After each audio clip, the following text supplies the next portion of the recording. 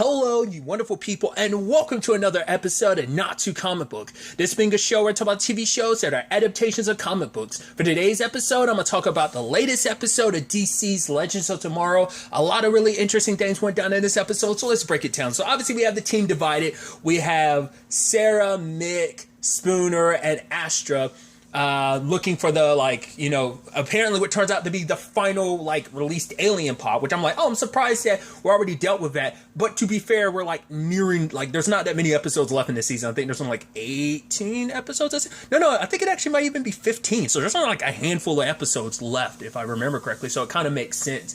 But it's they've got to deal with the last pod, which we never circle back to that because it turns out the pod is an invitation. So it sends you to this bowling alley, which I'm like, did one of the aliens did that last alien in the pod get sent there? Because all that was left was the cube. And so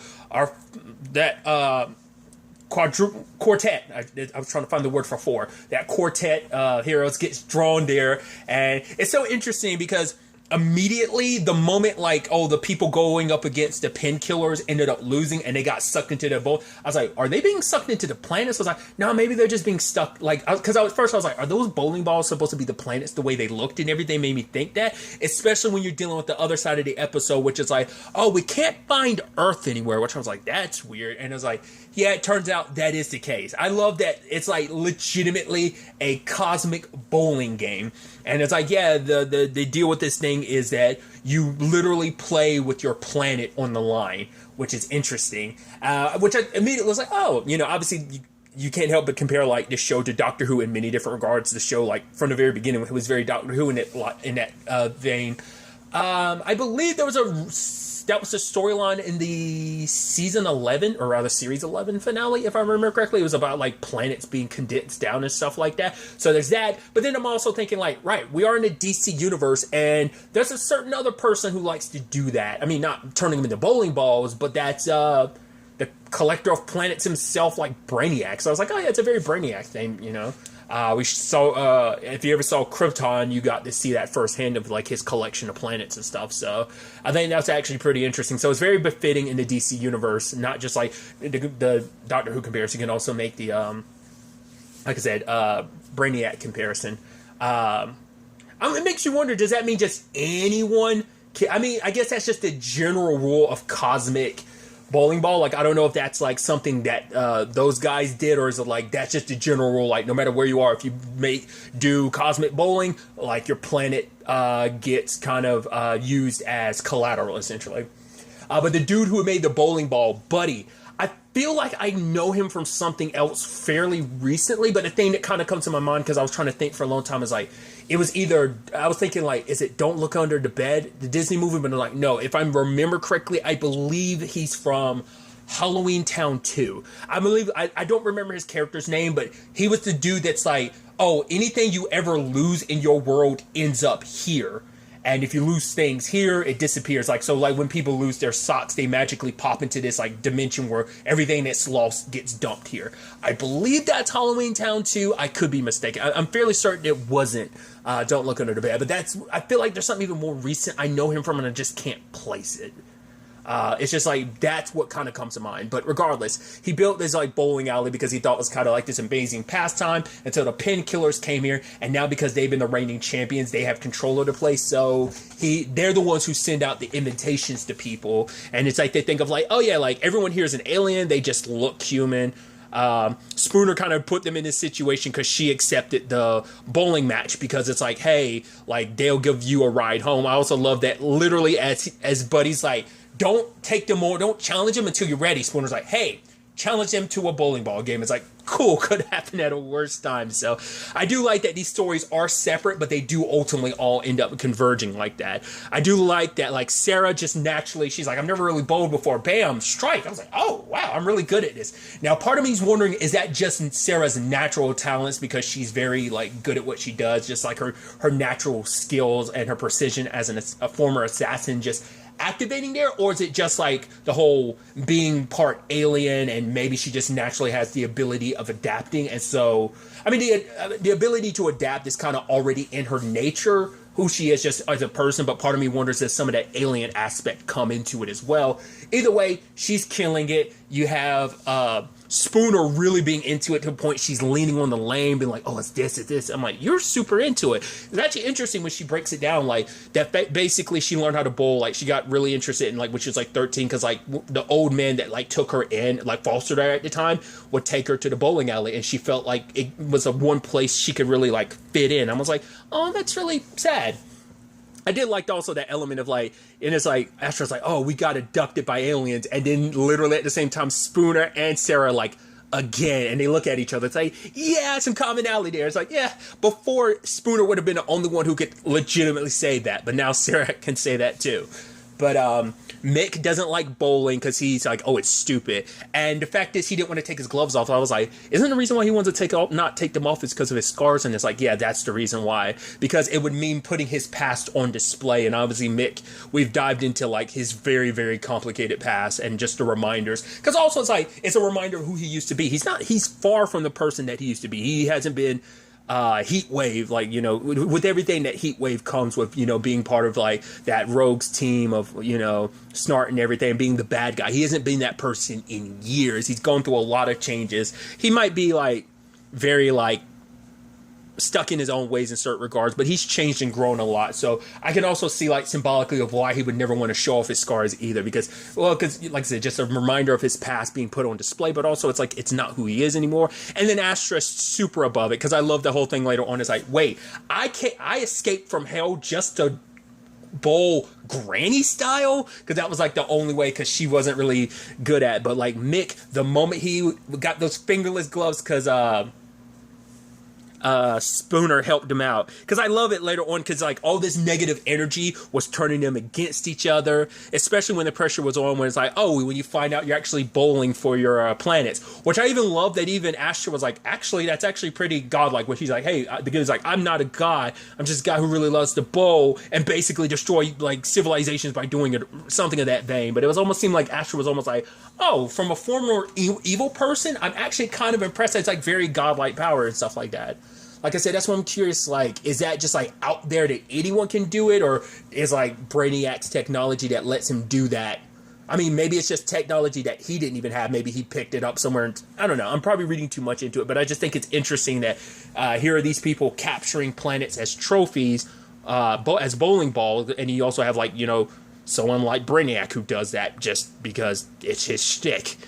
Being a collector, he was of planets and stuff. But, I like that, you know, the negativity was kind of what was driving them apart. And so Sarah tried to put some positivity back. It's like, hey, guys, let's not even worry about the score. There's no pressure. Astra's like, except for the pressure of if we lose this game, our planet is gone, and with all human civilization. Oh, yeah, there's that. But she's like, and then she says this line of like, what are we, losers or legends? Which I think is an ironic statement, because I'm like, someone could make the argument, and I mean this with all the love possible in the world, someone can make the argument that's one and the same, just because the legends were losers brought together for a very specific reason. It's like, you're losers in the best way possible. As a fellow loser, I mean that as positivity, like, hey, this team of misfits is kind of a squad of losers, so I like that. Perfect timing too. Obviously, Suicide Squad having came out Friday, so like another squad of losers in many different regards. So it's a very befitting like weekend of loserdom in the DC universe to a certain extent. Only way it would have been better is if somebody could squeeze in some Doom Patrol, because that would have like, ooh, that would have been the ultimate trifecta in my opinion. Misfit losers in the DC universe to a certain extent, but I just thought that was just kind of interesting. Like I said, at the same time, like you have all these other storylines coinciding, everything on a ship. Constantine flexing and feeling it. He's like, oh, you need me to use some magic? Oh, he's feeling himself, because it's like, right, everyone believes you drunk from the fountain. And he's like, oh, like, where's Zari? It's like, oh, yeah, like, Zari, your Zari's kind of taking a break while the other Zari is on a date with Nate. And it's just kind of like, he's even saying like, oh, what's he taking her like somewhere romantic and stuff like that. It's like, no, they went camping. But Constantine is feeling himself so much that he's like trying to use any excuse to use magic. It's like, oh, you need me to help you cook something? Boom, explode. He's like, well, I'm gonna work on your brain. He's like, nah, dude, I'd rather not have my brain explode, which Constantine was like, good call.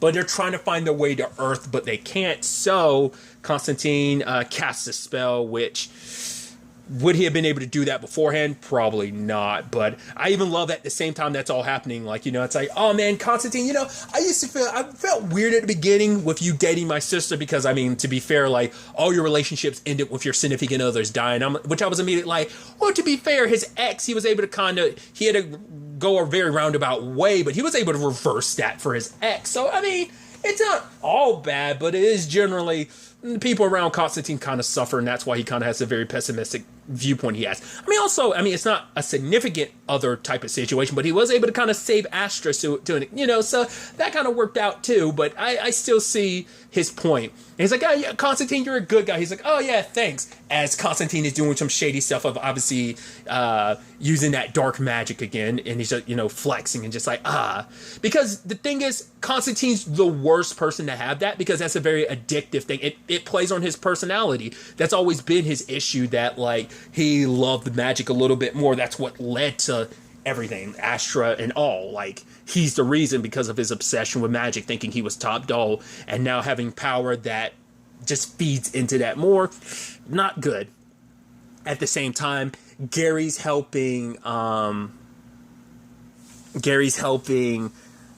Ava find a wedding dress, and I was like, that, you could tell that the moment she's like, you're gonna help me find the perfect wedding dress, Gary's almost like, his head would have exploded if possible, because it's like, oh my god, for one, because he'd do anything for Ava, and like, oh my god, to be able to be a part of like this beautiful thing between you and Sarah, of course I'm gonna do my part in it. So like, there, you know, and I love that he's trying to like buy time and just doing all this extra stuff, even at one point in time putting on the dress too. I'm like part of me's that situation where you're like, yeah, like some of those hypercuts, you're like, is that legitimately just them on, like, it just feels like that's like behind the scenes stuff. You're like, oh, let's keep it in the episode. They're like having fun. So it almost felt like that. But then eventually Ava figures out, like, wait, what's going on? And it's like, no, I just didn't want you to worry about Sarah. What happened to Sarah? It's like, more what happened to us, because we kind of got stuck in the temporal zone because Gideon can't like pinpoint Earth.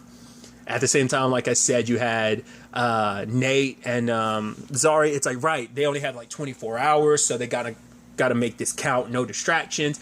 Going into beautiful nature, the camp, and they run into Jamie and Jeff, and it's like, oh, rock on, and it's like, cool, let's go find another spot. And I was like, oh, I packed all these great foods, these like your favorite Persian meal, and all the desserts, donuts, and I grabbed Spooner's bag. Well, there's military rations, so it's like, okay, they have to go to Jeff and Jamie. It's like, cool, let's borrow your vehicle so we can go into town. Oh, no, let's go with you. No, you don't have to. No, we'll go with you. It's like, can't escape these two.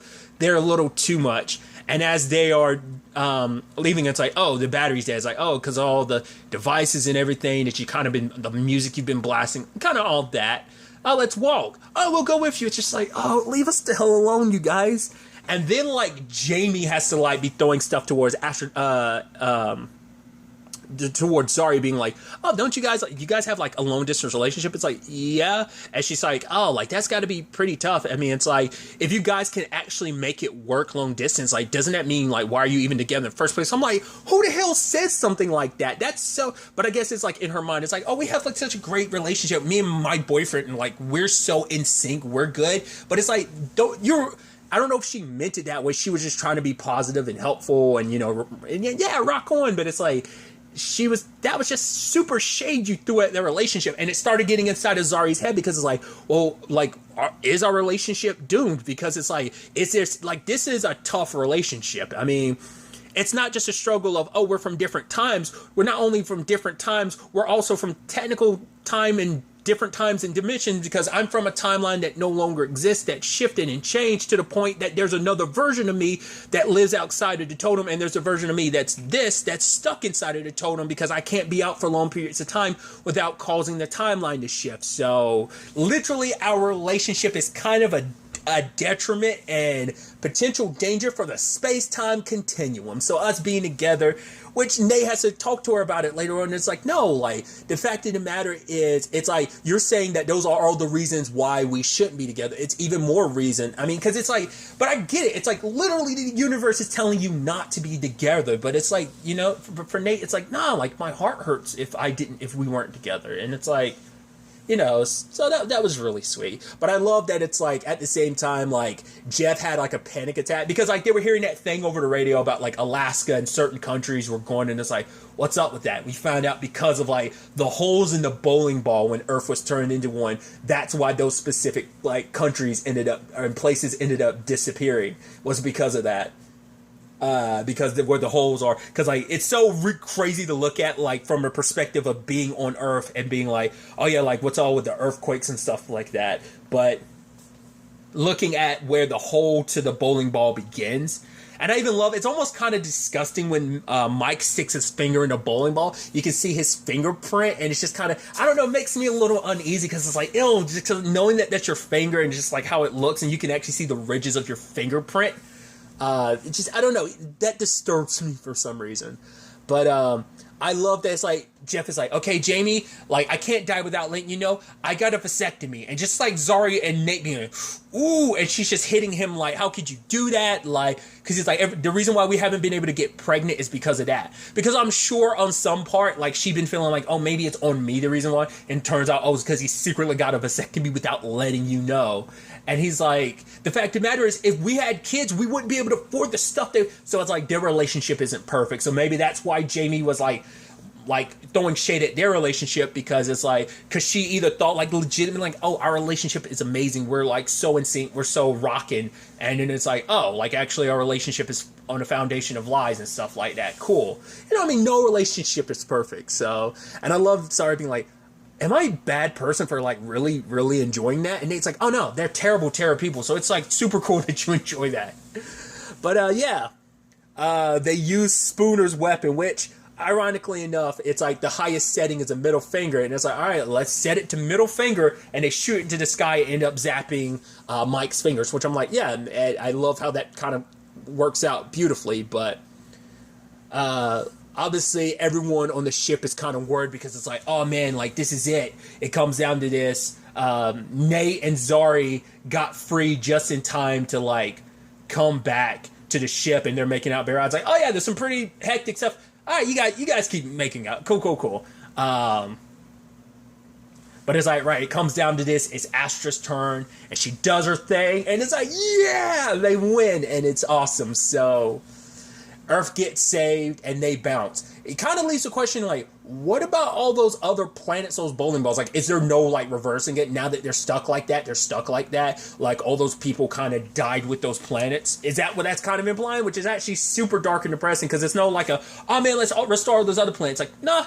we restored Earth, which I'm like, does that just, like, is that a cosmic thing of trying to balance itself out? That, like, Sarah bowled Earth out there into space, and it bounced around and found its way back to its right spot, which you're like, did it fully go back to its right spot, or are there potential issues that are going to come about to that? Like I said, maybe it's just, maybe, like, the bowling ball, like, has a sensor on, like, this is where Earth's supposed to be.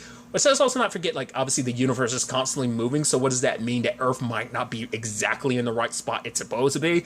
Once again, just thinking about it too much, you know, I'm not the most scientific person, but it's just interesting to think about.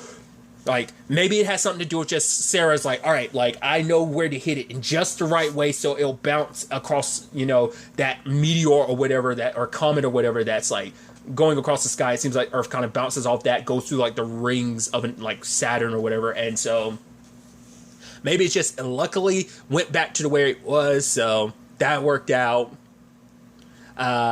Sarah tells Ava, like, yeah, you're not wearing that dress. We're going to pick a, like, different dress, because, like, obviously all the modifications Gary used to keep her busy. And along with all that, you did have Buddy being like, oh, that magic of yours. Oh, you know, powerful and abundance. And he's like, yeah, so you're able to notice that, my friend. He's like, yeah, also notice that it's going to be the death of you. I'm like, oh, cool way to end it off on something ominous, and then immediately have Buddy being like, hey, everybody get together, picture time, and it's like, yeah, the whole squad, you're like, ah, it's one of those things where it's actually super sweet having the entire crew together like that in a moment. Just something to look back on.